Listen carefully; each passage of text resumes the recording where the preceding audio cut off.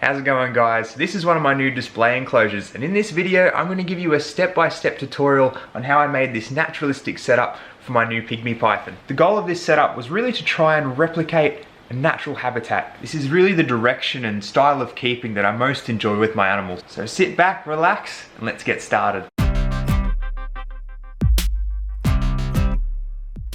This is Piggy, my pygmy python. This enclosure is all for her, and pygmy pythons naturally occur from the Pilbara region in WA. So that's what we're going to try and replicate here in this build. Now we're going to need a few things in order to make this rock work, so let's go through the list now.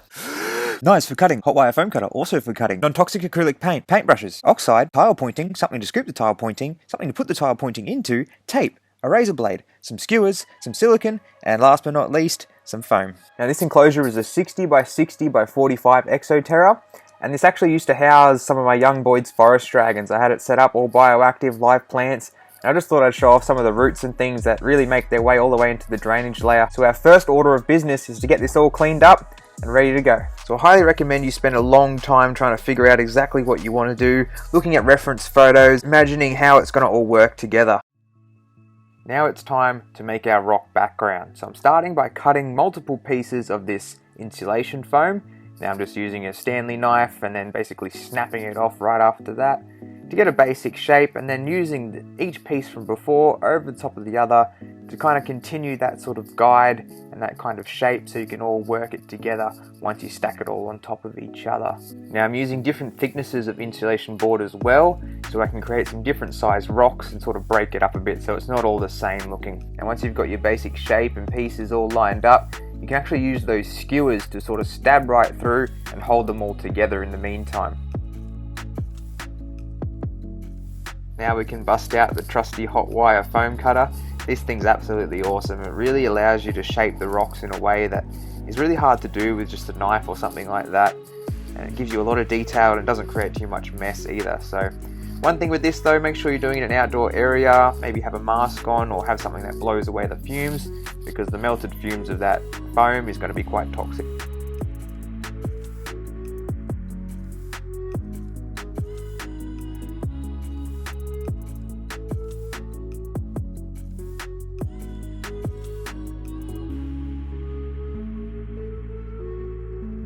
And when you stack those multiple foam sheets together, you can actually carve them out as if it's one big rock. So after carving a few pieces together and things, I've lined them all up and I can really get a sense for how the whole thing's going to look. And from there, I can start carving it out more so to really tie it all together.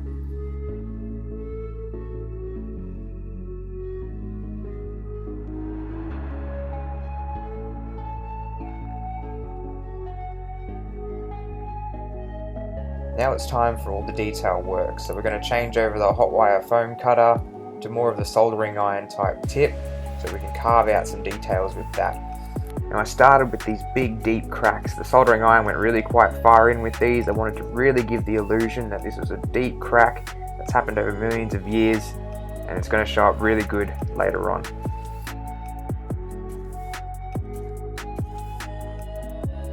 From there I've started to carve in other details, and this is really where your reference photos and things come in handy. Lets you really see how the rocks sort of naturally form and crack and everything over the years, and you really want to try and replicate that and also put your own spin on it as well, just whatever you like the look of. But something I found quite good was making these sort of divots and then underneath actually taking away some of the foam under there so it looks like pieces have rotted out from underneath, and all sorts of things like that. And then in any other area that had sort of bare foam, I would actually, burn it with the soldering iron and make sort of a dimpling effect all over, just so it's a much more textured look and it's not just flat and got to look out of place.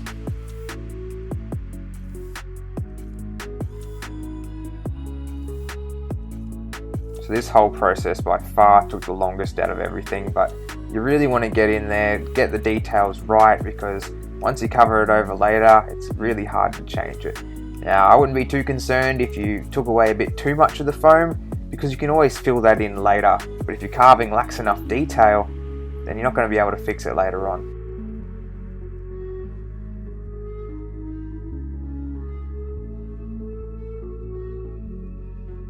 Now here we have the basic idea for my rock background. Now it's going to have the crevice in the middle there that you can hopefully see, where the snake's going to be able to go right into, and then the rest is all just nice and textured rock work that she'll be able to climb all over.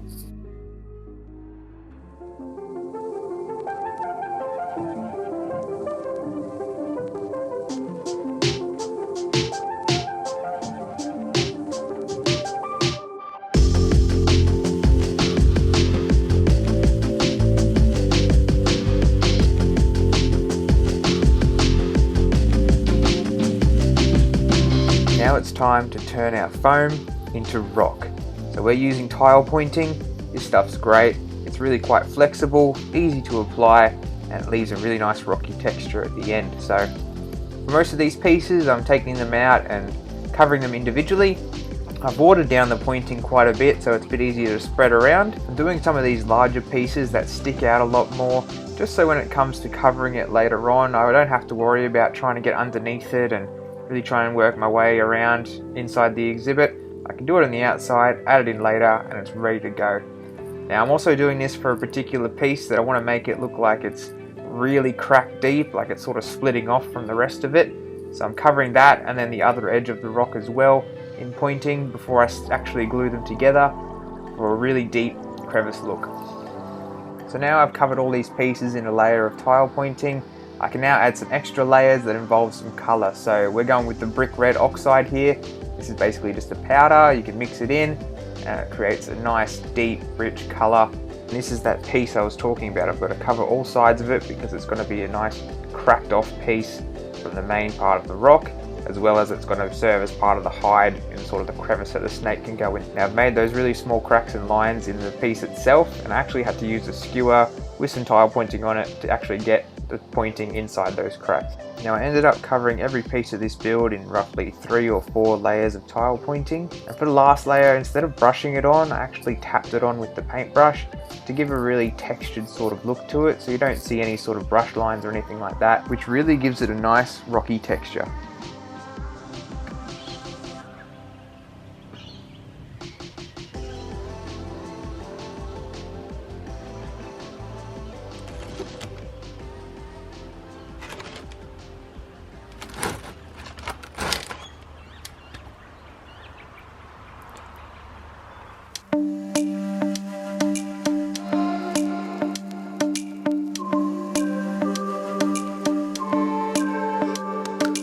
Now we're finally starting to stick things together. Now I'm starting with this piece at the bottom here.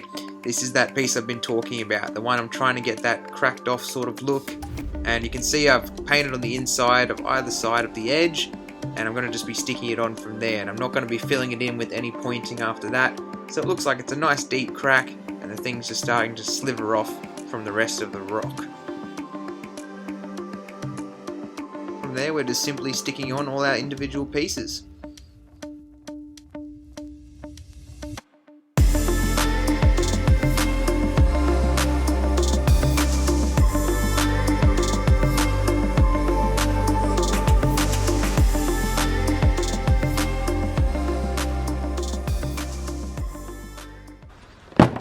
Now I think for almost everyone, the painting is probably the most enjoyable part of making mock rock. Now we're starting here with some non-toxic acrylic paints, very easy to find at your local hardware store, and basically the method I'm doing is starting dark, adding some lighter layers, and then a touch of dark on the end afterwards. So we're starting by hitting it all with some black. Next up we have this kind of orange mixture. Now I've made this using the sandstone coloured oxide powder mixed with a little bit of the red oxide powder that we used in the background, just sort of to the ratio where it was a colour that I liked to get that sort of rusty orange colour, and then we painted it on with that. Now with any of these colours, just know that when you paint it on, it's going to look different to when it dries, so always keep that in mind that things might change a bit.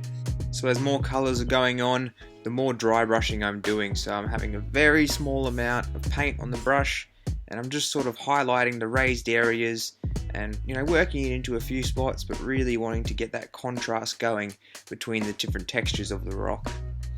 Now after a few different coats and layers with the orange, the red and the sandstone sort of mixtures, we finished it off with sort of a darkish brown, but I put it on very sparingly. It was just to tie it all back together.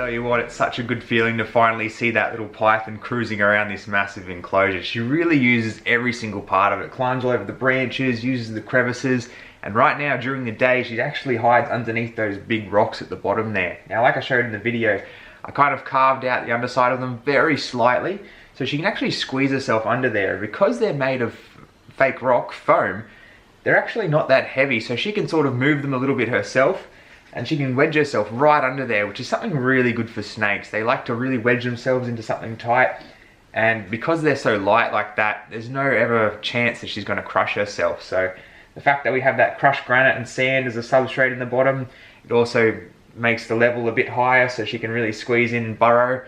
So it's such a good system, and I'm so glad that she's loving the naturalistic setup. Now, a few things I forgot to actually mention or film in the setup was with the rock background. So I actually used that razor blade scraper because I taped up all the inside of the rock work here once everything was glued in, and then I finished the tile pointing all around it. But around the edges I actually taped it all up so none of it would hit the glass.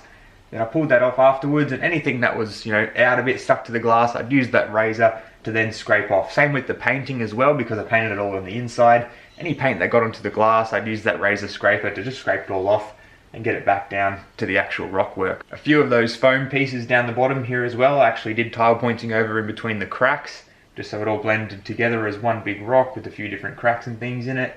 And yeah, just tied it all together. Now, I haven't personally been to the Pilbara yet myself, but I think for me and the little snake that's in there, this is the closest thing we're going to get for now. Now, if you enjoyed this video, please give it a like, leave any comments below or any questions if you have anything about the build you want to know. Send me some photos if you make a build yourself. I'd love to see enclosures, and hopefully in the future I'll make a subscriber enclosure video. Otherwise, subscribe for more Australian reptiles, enclosure builds, and much, much more, and we'll see you next time.